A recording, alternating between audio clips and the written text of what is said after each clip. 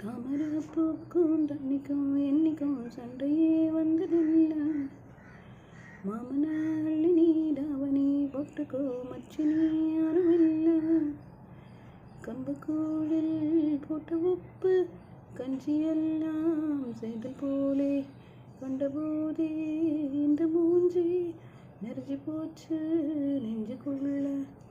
குட்டி போட்ட பூனை போல காலை சுற்றி குழஞ்ச பாவம் என்ன நீவி விட்ட கல்லு போட சொந்தக்காரன் நான் தானே புரட்டி போட்டு அடிக்காம ஆமா